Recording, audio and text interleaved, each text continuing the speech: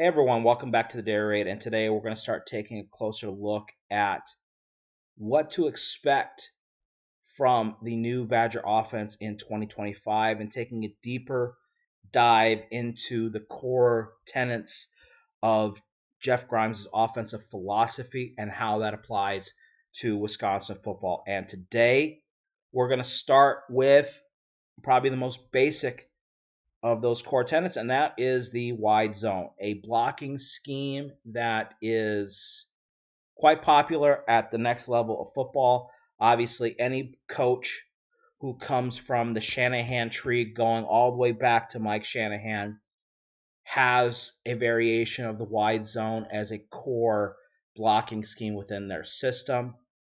So today we are going to take a look at the scheme and how we're going to apply it to Wisconsin football.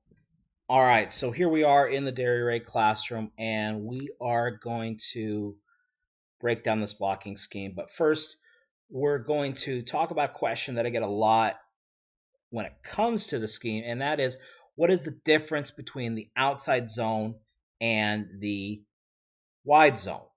And for me, and the way that I teach it, it really comes down to what the overall kind of, I guess, goal of the scheme is. What are they trying to set up and how they go about getting there? Where you're going to see that from the outside they look very similar, but when it comes down to the actual operation of the schemes, they end up being quite different. So let's talk about, we'll go with the outside zone first. So first things first, where the differences come from is the aiming point.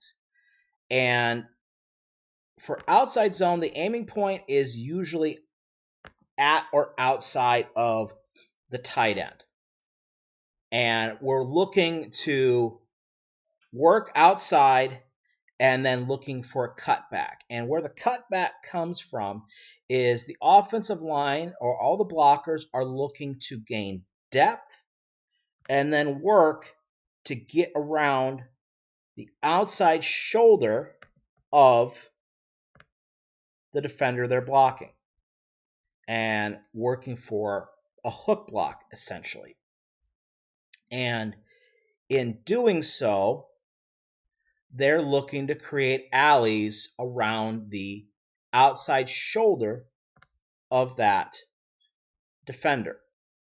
And by doing so, we're either going to just run through and climb upfield, or if we get a situation where we can't get that guy turned, that's where we hit a cutback. And the cutbacks in outside zone are a lot more severe because of the angles of the attack from the running back to start with. So when you're aiming outside of the box, even a cut straight up field can get very harsh and very tight. And then that's where you end up getting even deeper cuts going backside.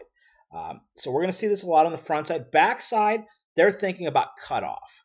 So they're just trying to basically wall off these defenders on the backside and create the cutback lanes vertically. And you're going to see a lot of cut blocks on these end man and line of scrimmage and a lot of wall offs here. So again, we're working to the sideline, and then we're looking to wall off these defenders from their outside shoulder and turning them back in.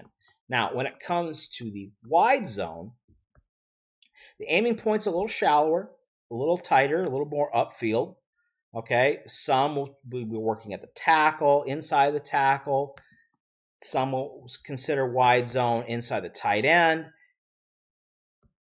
It's all subject to your own interpretation. But what we're looking for in terms of the blocking scheme is more what I like to teach with my outside zone as well as with the wide zone, is we are not going to let the defensive alignment force us into bad blocking. or force us into lose-lose situations. So what I mean by that, in a situation like we have drawn up here, we have the defensive tackle is lined up in a 4-eye technique inside shade of the tackle. For a guard, especially at the collegiate level, that is a long way to work to get to his outside shoulder. And even with a bucket step, that's a long way for him to work. So you have to gain a lot of depth to be able to get a good angle to work to get to his outside shoulder. And when you're letting these defensive linemen get in that much space, their tendency is just to come upfield. So that's going to make it even harder to set the blocks. So what you are going to see in situations like this is instead of gaining a lot of depth, we're going to be telling this guard, just start running. Just start running for width and try, we're still maybe aiming for that outside shoulder, but what we're going to end up most likely doing is catching the near shoulder of this defensive tackle. Now, if we hit him with some good momentum and displace him, we can just take him and we can carry him upfield. And we can hit a lot of the same ideas of the outside zone, but we are putting ourselves in a situation where we make it a little bit easier, where instead of working to set the lane working from his inside to his outside, we're going on his inside and we're setting it from his inside. And we're just running to displace. And if he wants to hang on the line of scrimmage, that's fine. If we can't get him turned upfield, then we're just going to wall him off. And that is where the run reads change in this scheme. So in a setup like this, we could get a block here by the guard. It ends up basically essentially being a kick out. We could work the tight end. He could be working outside to get upfield. And we could get a similar block here from the tackle. And then what we're going to get set up here on the front side is our running back is going to be working for a whip to set up the defense, but then instead of cutting back, he's just going to put his foot in the ground and get vertical. And that is a key difference. We're not working backwards. We're working to set up a wall and create an alley behind it for the ball carrier to get vertical through. It is a lot more downhill than you would expect with a scheme that is called wide zone, similar to outside zone. I mean, there is the misnomer in the terminology, but what we are doing here, though, is we are forcing the defense to basically work sideline to sideline, because if these guys anchor down to try to avoid being walled off, what's going to end up happening is they're going to get stalemated, and then the ball carrier can bounce it to the sideline. And especially when you get into a nub set here where there's a lot of open space, wide zone is very popular to run to the weak side of formations. So that's what we're looking to do on the front side. On the back side, we're working to get these guys running, but we want to stop their momentum and essentially create a backside cutoff like we would see in outside zone. So what this will do is we create a wall and we create an alley, and then we hit the ball inside. So when we go take a look at the film later, I want you to see how wide these guys work, but the angle at which they hit the line of scrimmage. Almost always they're hitting it upfield. And maybe they'll bounce back, but a lot of times what you'll see is they'll hit here and they'll work and they'll pick up one of these second level blockers, and then they can keep climbing upfield. All right? So that's the difference between the wide zone and the outside zone, and a brief introduction into the scheme behind the wide zone. So now what we're going to do is we're going to go into the film and we're going to take a look at both examples of this scheme being run at Baylor back in 2023 and with Kansas this most recent season. I want to look at these and look at the differences and the subtleties of the blocking scheme, and also how the backs move, because one thing I really like about hearing what I'm hearing from Jeff Grimes is his willingness to collaborate with other coaches on the coaching staff. And that's refreshing coming from a system coach who maybe didn't quite trust everybody around him. And you get that with system coaches. They're 50-50. They're either going to love to work with the staff or they're like, this is my stuff. I'm going to work. I got this. And we all saw what happened with that. But Grimes seems to be a lot more collaborative in his mindset. So take a look at how they run things differently at Kansas and at Baylor. But we're going to start with Baylor.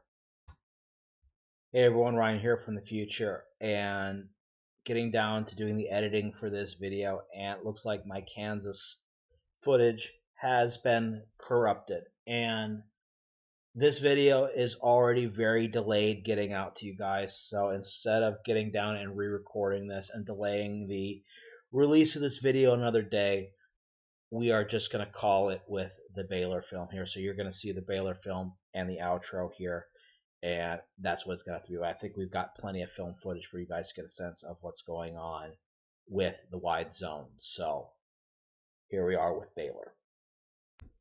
All right, here we are in the film. Let's take a look.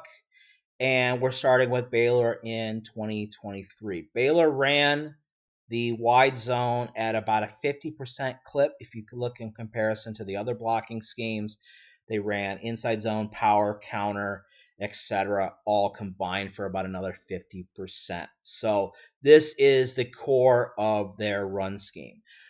Baylor ran a pretty good variation of formations. You saw everything from 10 personnel to 13 personnel, so a lot of different looks. I've got 9 clips here, and we're just trying to look at seeing how these blocks are set up. So here we go. This is against Utah, coming out of a pistol look, and they are in a little condensed. You can't see it over here, but this is the tight end on the short side of the field. So they're going to be running to the field. And so there we go. This is just what we were talking about. All right, so first thing first, before we get deep in this, if any of you have sensory issues when it comes to watching film being rewound back and forth, back and forth, back and forth, I apologize. Unfortunately,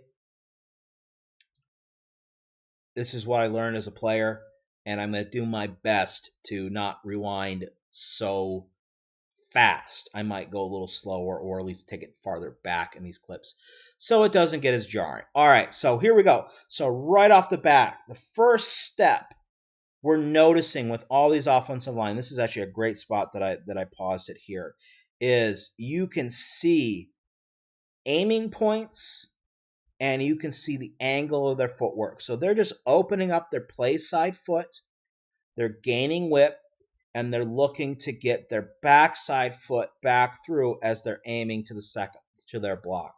All right, so we can also see here, we can see where our eyes are and where the combos are being set up. So if we work from the backside forward, okay, we're looking here, the left guard, he's looking to get to the outside, or sorry, the outside shoulder of the defensive tackle. Our left tackle is working right here. Got the same kind of combo here, working outside, working inside, and then we're going to look to wall off here. So as this gets set up, let's look to see how they are attacking these defenders. So let's get into it. So there we go. So already, if we look here at the front side, we're working to work around and to almost create a slingshot so our right guard can climb to number 3, the inside linebacker, and our center is working to wall off the defensive tackle. And that's where the hit is going to take. So we can see right here, aiming point of the running back. Looks like we're coming basically downhill to tackle. And then we're going to look to find our cut, most likely right in here, based off of just how we got the alignment here of the defensive end. So he's playing out. We're still going to read it very similar to how I teach. We're going to read outside in. So we're going to read the number 2 man from the inside out. So that would be right here at defensive end. That's our first read. and then our second read's right here. So we come out for the running back, we hit it, we already have him work wide, so he's already, you can already see his eyes are coming back inside. And then we're looking for our second block here, and we're going to get our wall right in here, and that's where we're going to bang it, right there. And if we look on the backside, our backside guard, he's working a cross face. He's trying to get around because we don't want to wall off a backside defender. We're looking to climb him. So if we almost want to see it, the front half here is wide zone. The back half is outside zone. And then this gives our backside tackle the clearance to just climb straight up field. So we get a wall here. And we're creating the backside wall here. And then we got blockers coming up to the second level. And that's how we hit. Now, we want to nitpick here a little bit. Maybe running back just keeps going forward instead of looking to cut back more. There might be more space here. But great burst. So you see, it's just getting the foot in the ground right there and getting vertical and just climbing upfield as we go. So let's take a look at this one more time. Work out, set the edge. Okay, let those defenders outrun themselves. Put the foot in the ground and get vertical. That's what we're looking to hit right there. All right, so let's take a look here at the next play. All right, next up here, we're still against Utah. Pistol look. Going to be running to the short side of the field, running to the tight end, H-back, or whatever we want to call this slot here.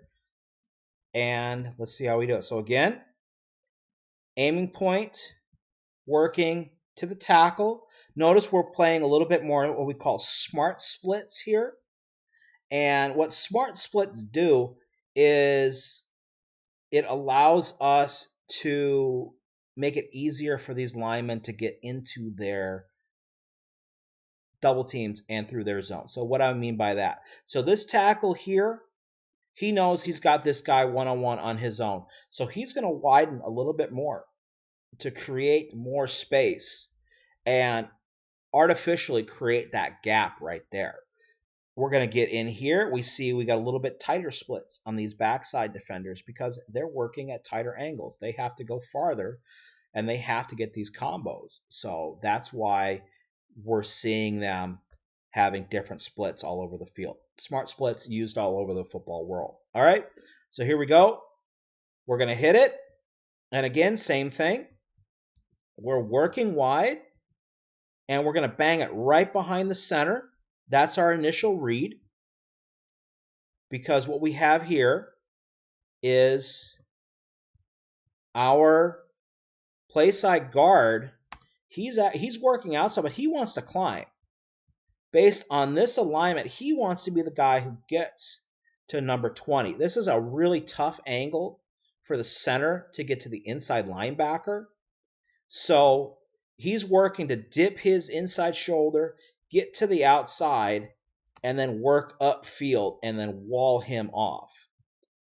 And then so we just get the running back, puts his foot in the ground, and just lets the defense out. We look at this here, and look how much Utah's defense runs themselves out of the play. And our running back just cuts straight upfield right behind everybody. And who ends up getting this is the backside defensive end.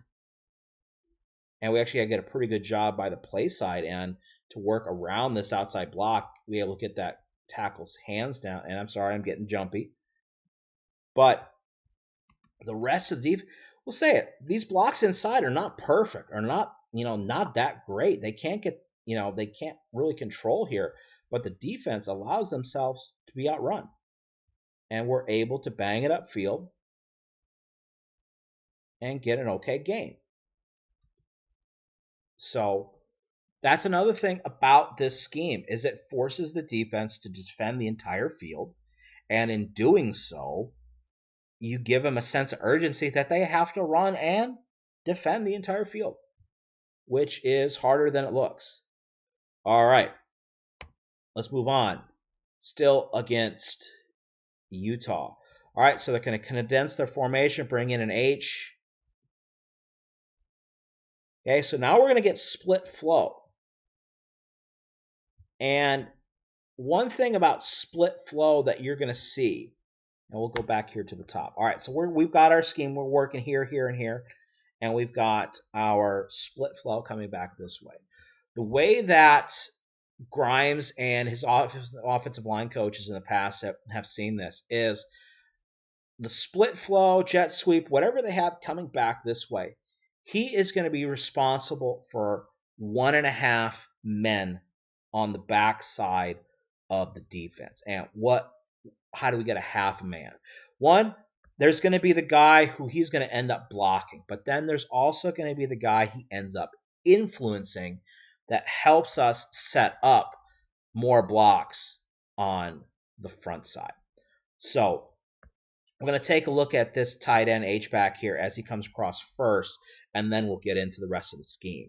So when he comes across, already that's causing this guy right here to anchor down because he needs to control the flat. Because if there's any kind of play action coming off of this, and because he's delayed, he's not there to squeeze. We saw this guy or a similar position guy squeeze on the last play and chase it down, but because we get split flow, he has to respect that and stay back there. All right, so let's look at the front half. Now, Utah reacts a little bit with the motion, and they're expecting it to come outside, but we end up getting 3 defenders sitting out here on the wide half of the field, and they have to play from the outside in. And again, Baylor just works, shoulder, walls off, and creates a cutback. And again, it's not a cut back, it's a cut up. And we can see how wide he actually ends up getting on this. Right now the ball is just inside the hash. He gets vertical. That's about 2 yards outside the hash. So he's really not that wide. He's no wider than the guard on this by the time he actually gets going upfield. But we see Utah is just running around the shoulders of the front side blockers and taking themselves out of the play. And then we actually get a pretty good job there. Number 34, slot receiver, I'm guessing. That's actually a really good job climbing across the formation and blocking that safety. And it helps us create a cutback lane at the next level. So we get the split flow action to hold the backside defenders. You might think it causes us to be outnumbered on the front side, but we allow these defenders to just run themselves out of the play and set themselves up for problems. All right, so let's move on to the next play. All right, next up, we got the Bears against Central Florida. I apologize for the visually triggered crowd. Shaky cam, but these are some good examples of Baylor running their wide zone out of the sidecar alignment, which is something that it changes the footwork, but the aiming point and the decision making needs to be the same. So he's here in the sidecar alignment. He is still looking to make his cut when he gets to about the guard. So he needs to get across the formation as quickly as he can, get into the mesh, and he's got 3 steps to make his decision before he gets vertical. All right, so let's take a look here, and that's exactly what we get. So we get out, he works out to the guard. They're working his defender wider. He starts here in a 2-eye. He's trying to work across and just kind of turn his back to the double team, but the center ends up doing a pretty good job here helping and slingshotting. So he's helping push the defensive tackle out to the guard, and that allows him to then turn back and look back and seal off on the backside. This is actually a pretty solid center in this scheme, and that allows our running back to just stay on track and just keep going vertical. So just following the track, setting up the blocks, and going from there. All right, next up, back in pistol, and we've got a little bit wider surface now, so we're in 12 personnel. I think we might even have another guy out here. I know there's a defender there at least, but we've got 7 across the line here with the 2 tight ends.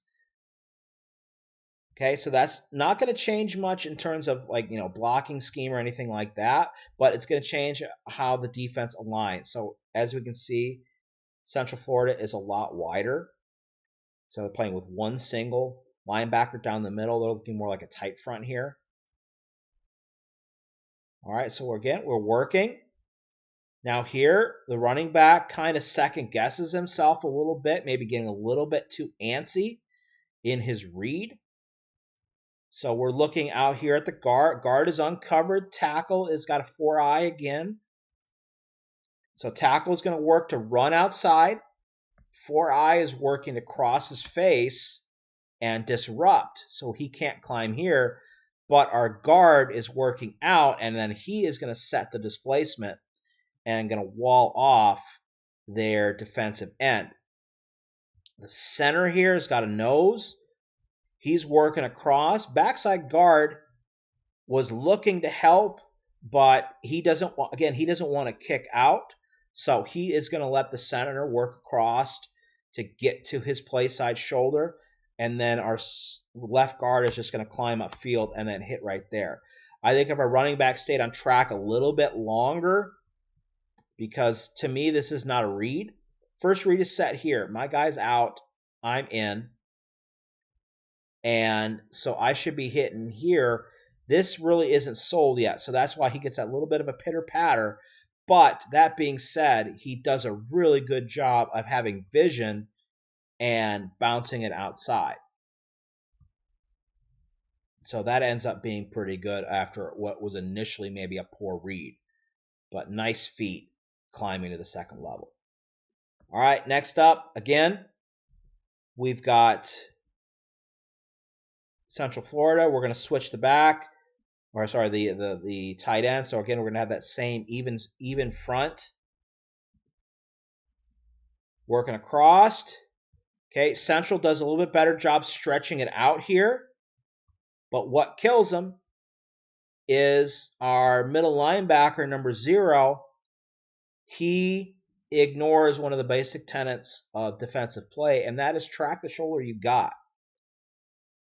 And what helps with setting up the wide zone is he should be tracking the inside shoulder of the running back. And what ends up happening is he outruns and he gets to his outside shoulder. What that then creates is an ability for the running back to get to his point of attack, put his foot in the ground, and go vertical. And when a ball carrier makes one step, a defender always makes at least 2. And so by the time the middle linebacker realizes he's outrun it, our ball carrier has already snuck past. And again, defensive line-wise, they've done an okay job here stretching things out, but because they didn't pick up the second level clearly enough, there still creates room for a cutback. So again, we're walling off on the front side, back side. I think we had a little bit of a miscommunication here where this guard should have stuck here a little bit longer, or they could have worked a fold block to get around. That's a long way to expect that left tackle to go get a linebacker to get to this 2 technique. That's a long way to run, but it ends up being fine. Running back just has to run through an arm tackle. All right, so moving on. Next up, we have Baylor against Houston. Houston in a 4th down look. They're reacting to the motion. So we're getting motion and split flow. And again, we use the motion and the split flow to occupy more than one blocker. So let's look at the jet motion first. The jet motion widens the 2 inside linebackers. They both step over and they're moving laterally on the snap. They're setting themselves up to be walled off on the second level. The split flow is creating the wall on the backside. So essentially what we're getting is student body right. The entire offensive line and this tight end are essentially in the run, displace, and wall off mode, where everybody here is just working to run their defender outside, wall them off, and then we get our H coming across, and he is going to just get into this end, pop him, and that creates the wall. And actually, he ends up, because this defensive end squeezes so hard, he just puts his hand in his shoulder and just continues to run him where he wants to go. And our ball carrier cuts behind it. All right, so the eye candy, this is a situation where eye candy serves a purpose without really doing much. And again, we could see how much the Houston defense has to respect it and react. And this is a situation where 3 guys can wall off the entire defense. All right, next up, again against Houston, sidecar alignment again. Okay, we're going to get a little bit of a change of play here, so let's just move it forward a little bit so we don't want to wait too long. Okay, we're going to be running to the tight end. Okay, and here he gets one step past the center, and he looks to cut already. Now, this to me is a situation, it's probably because he sees we're getting beat here. And he is not confident enough to stick it right in there. We're getting pushed back a little bit here at the center position. So the cut is there, but it hits too fast for the right guard, or excuse me, yes, the right guard to climb and get to that linebacker cleanly. In fact, he came very close to getting a face mask penalty on that. But again, movement of the offense forces the defense to work wide. We put our foot in the ground and we get vertical. It ain't clean, but it just shows us, as we've seen so far, we've had plays hit from this hash mark all the way to the sideline, and we've had plays hit one step past the center and getting vertical. So it all depends on how the defense fills, reacts, and how the offense sets up the blocks as we go through. All right. So that's the wide zone. That, in a nutshell, what we're going to need from the Badgers offensive line for this to work is speed, aggression, but more importantly, decisiveness when it comes to our blocking. We know where we need to go. We need to trust our footwork, and when we get to the target, we have to finish the block. We can't be in a situation where we don't know where we're going or who we're going to block when we get there. We have to be decisive. The wide zone is a play that forces defenses to defend the entire field. And as long as you have a running back who knows how to put their foot in the ground and get vertical, it can be very, very effective as a catch-all kind of blocking scheme. We can change backfield actions as well and add a lot to this. We're not even talking about RPOs and zone reads and stuff off of this, which are certainly there. So looking forward to seeing how the Badgers implement this in 2025. I think the backs we have with Darian Dupree, Dylan Jones, and Katie Akameli are going to fit in quite well running this scheme. But we'll have to see. That's it for today. Next time, we're going to come out and we're going to take a look at the next basic tenet of Jeff Grimes' offense, and that is his interpretation of the vertical passing game. How does an offensive line coach view the vertical passing game in a run-first offense? We'll take a look at that. So, thank you for watching, and we'll see you next time.